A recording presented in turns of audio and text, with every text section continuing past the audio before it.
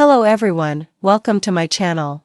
I hope everyone is having a wonderful day. Before starting the video, please go ahead and hit the subscribe button and give this video a like up. A furious Claire lashes out at, spoiler, and Billy box. At Kane's big plans Monday, August 4th, 2025, today on The Young and the Restless, Chelsea and Lily compare notes, and Victor confronts Adam.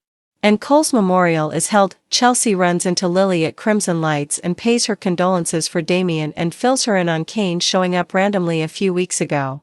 Lily realizes there must have been a way out of the chateau all along and all the chaos could have been avoided. The deaths are on Kane and she'll never forgive him. Both women are clueless about what he wants. Lily feels she doesn't recognize him. She rants about it being Colin's fault until Chelsea warns that Kane's plan must be big and they need to be on guard. Lily admits her kids are in the dark about Kane. She doesn't know how to tell them their megalomaniac father has been lying to the world for 6 years. They chat about how Connor has been coping and how things are better between Chelsea and Adam than they've ever been. She remarks on how great it is that Adam stepped out of his father's shadow, which is a sure sign that's going to become an issue again. Will Claire change her tune? At the Tack House, Nikki, Victoria and Claire discuss today being Cole's memorial. Kyle arrives with flowers that Nate sent. He's in Chicago with Amy, sorting out Damien's affairs. Nikki warns that Kyle attending the memorial with the family is sure to wrinkle Victor's nose. Claire declares she won't let him push her boyfriend away when she needs him the most. How will Adam handle his father? At the ranch, Nick tells Adam the kids are clueless about what happened in Nice. Victor harps that Adam failed to follow his orders to launch devastating articles about Billy. Adam claims Kane and all that was happening in Nice took priority.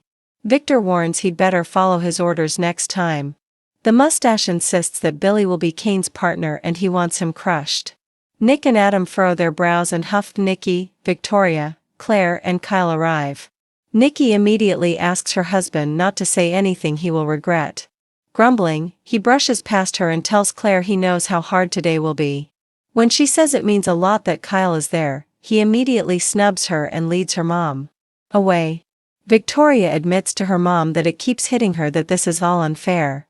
Nikki assures her she has a purse full of tissues for her and lets her sob. Claire takes Kyle aside and tells him how glad she is that he's home, no matter how her grandfather is acting. As they hold each other, Victor repeats his order to Adam. He needs to release the slander stories on Billy. As Victor steps out, Chelsea arrives. She heard Victor, and reminds Adam what her take on this is. As she steps away, Nick tells Adam he finally understands why he delayed the attack. You're gonna have to pick a side, Slick, he advises. Will Billy back out? In his suite at the athletic club, Kane opens the door to Phyllis and her fruit basket. He explains he's not planning to stay in the hotel long. He will be living on his train. As it turns out, he has an identical train on every continent. Go big or go home, she says, impressed. Kane explains that someone will be joining them. She's sure it must be a heavy hitter. It's Billy, and he's eager to make waves. He hands Kane a toy train. Phyllis says it seems like he thinks Kane is 5 years old and tells him his real train is chugging over as they speak. Getting serious, Kane announces he has big plans for Genoa City and needs a dedicated team he can trust. This sets Phyllis and Billy bickering about who is more trustworthy and has been a bigger failure in business. Eventually, Kane gets bored with this and says he needs people who get along. Billy claims they are just doing professional foreplay, but wonders what Kane thinks Phyllis even brings to the table. Phyllis shoots back that all he has are bad jokes. Billy claims he has broad knowledge of Chancellor and assumes Kane wants that. Kane explains that Chancellor is only part of the agenda. He's also targeting Newman and Jabot. Billy clams up. Phyllis prods him to confirm that he's okay with going after his family's company. Kane would like an answer about that, too. Billy needs more information. Kane wants to fold all of the major companies in the city into one.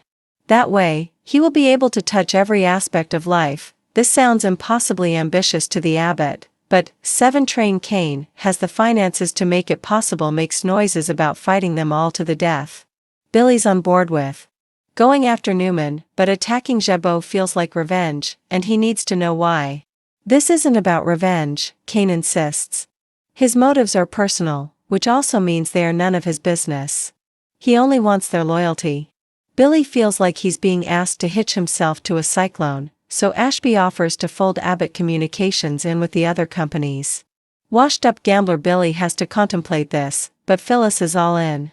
When Billy asks what would happen if he told Jack his plans, Kane says it would make no difference. Billy assumes he has a secret weapon.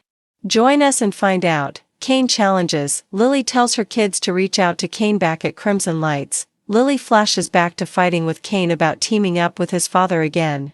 He hoped that she would eventually see how Colin had changed. And also changed him. She texts the kids, telling them they need to schedule a group talk.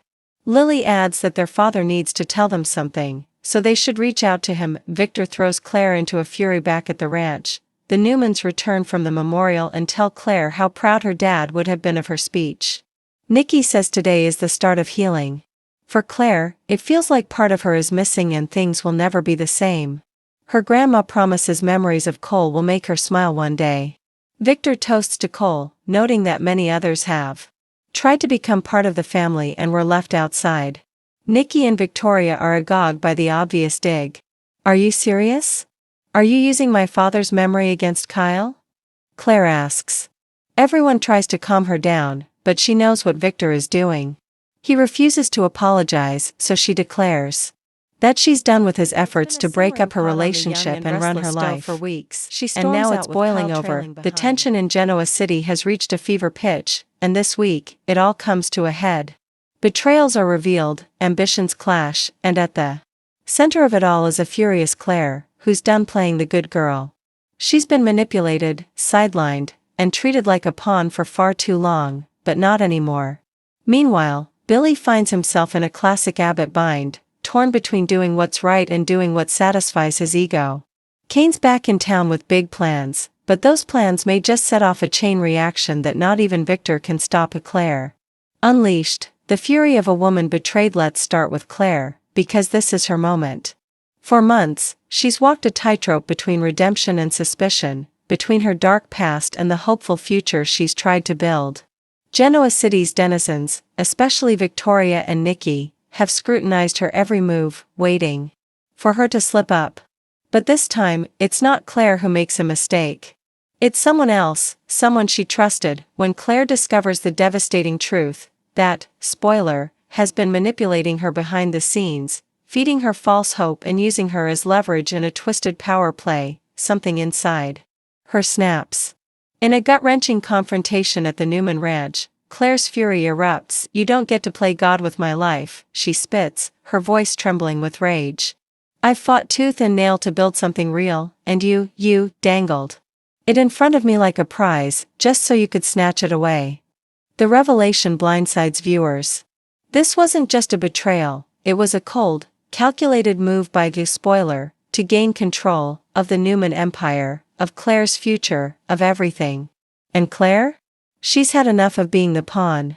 In a brilliantly acted scene, she tears into, spoiler, with years of pent-up emotion flooding out. It's raw, it's messy, and it's everything soap fans live for, but the fallout won't be confined to Claire and, spoiler. Her fury sets off a ripple effect across town. Victoria, horrified by the revelation, is forced to reckon with her own part in pushing Claire toward, spoiler. And Nikki? She finds herself caught in the middle, realizing that her iron grip on the Newman legacy may have indirectly fueled this disaster. Billy's latest dilemma, ego versus ethics. Meanwhile, over at Chancellor Winters, Kane's back, and he's not just here to play nice. He's got big plans, and they involve merging Chancellor Winters with an international conglomerate with murky intentions. On paper, the deal looks lucrative. The board is buzzing with dollar signs, and Lily is cautiously optimistic. Enter Billy. Billy, who's never been one to trust Kane, immediately smells trouble. But it's not just personal history fueling his skepticism, though there's plenty of that. Billy's been watching Kane operate, and something doesn't sit right. The proposed merger would give Kane unprecedented power, and Billy's instincts scream that Kane isn't in this for the company's future, he's in it for revenge and control. You're not trying to grow Chancellor Winters, Billy says, cornering Kane in a tense boardroom showdown. You're trying to reshape it in your image. And that's not gonna happen on my watch. Kane fires back, accusing Billy of being stuck in the past, of refusing to see progress when it's staring him in the face. He argues that Chancellor Winters needs bold leadership, and he's the man to provide it, but Billy balks, refusing to rubber stamp a plan that could leave the company vulnerable. The board is split, with Devon and Lily caught in the middle, trying to broker peace while the company teeters on the brink of civil war. A town on the edge. While Claire and Billy fight their respective battles, Genoa City holds its breath. The fallout from Claire's outburst threatens to rip apart the fragile trust she's built with Victoria and Nikki.